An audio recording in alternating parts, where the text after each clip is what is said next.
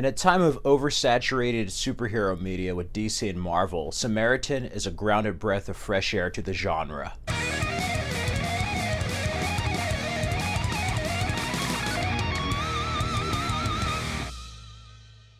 Samaritan is directed by Julius Avery. He directed Overlord and Son of a Gun, and here he brings a grounded superhero story, starring Sylvester Stallone as the character of Joe and Javon Walton as the character of Sam. And Sam is this young kid who has heard stories about an older superhero named Samaritan. We get a cool opening with like comic book art that's like animated, and we find out that there's two brothers named Samaritan and Nemesis.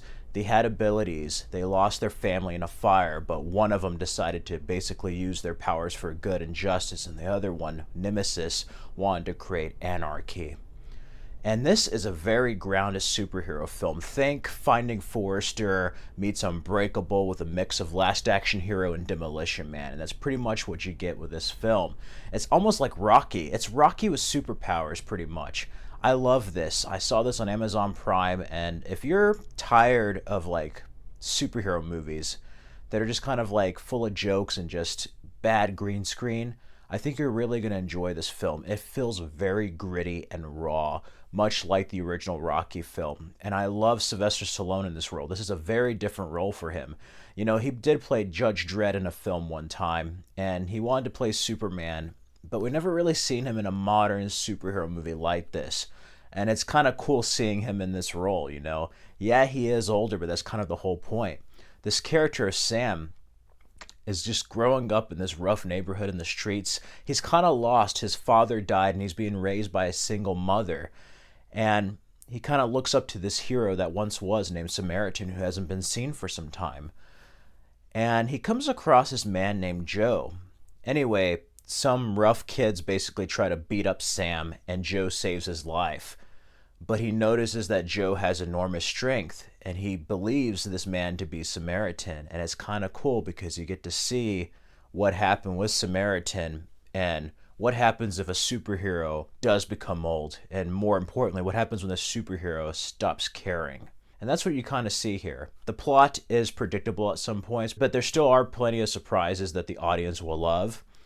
And I have to say, this is probably one of my favorite Stallone films in recent years, probably since Creed. I absolutely love what he does with this role. He's not introduced right away. We spend a lot of time with Sam.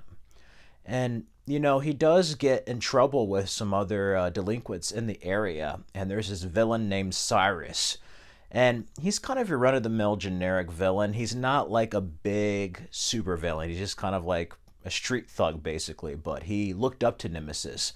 All these different people looked up to Nemesis. To them, Nemesis was the hero, not Samaritan. Samaritan was like another police officer who only helped the rich. Nemesis actually helped the poor. So they try to enact a plan that Nemesis had back in the day and basically complete a mission that Nemesis failed.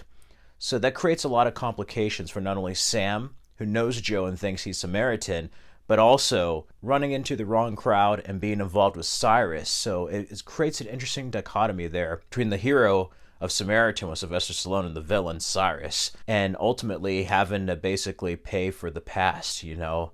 There's some great themes here about the past catching up with you, your actions and character making a difference in the world, you know. It shows the kind of real world, and I love it because it's not so black and white. It's like there's good and bad in everyone, and what happens when even good people are corrupt, you know, that's kind of different. There is a part where like Sylvester Stallone's Joe explaining to Sam, saying like, hey, if it was just bad guys and there's just bad people around, it would be easier to get rid of them. But good people can also do bad things, and bad people can do good things. It's not so simple. And we really get to see a weathered hero, and I love that because we don't really get to see too many superpowered people that are like older. And that's something that's new for the genre, but it also kind of harkens back to like older action movies. And I absolutely enjoyed this. While feeling more grounded, it actually feels a bit more like a graphic novel / comic book than a lot of media lately. Like really. Like it's not made for kids, but kids can enjoy it. It's PG-13, And that's why it reminded me of Last Action Hero. This has a bit of an edge, and I love seeing the relationship between Joe and Sam. It definitely has that, like, Jack Slater and Danny kind of relationship in Last Action Hero, and I see that with Stallone and this young actor here. Both do an amazing job. Yeah, there's some great references to other movies, and I like what Julius Avery does with this film. And I've been following this for a while, and I'm excited to finally see it, and I'm glad that it delivered, you know. It was really a breath of fresh air. There's been a lot of cookie-cutter generic movies.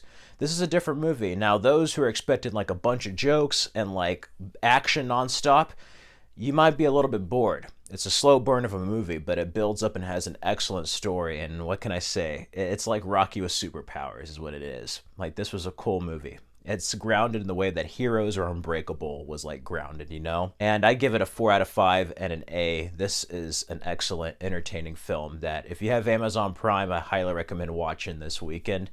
And yeah, it was kind of cool seeing Stallone have superpowers and just kick some ass, you know? Those are my brief thoughts on Samaritan. I really enjoyed it. Let me know, did you see Samaritan? Let me know down in the comments below.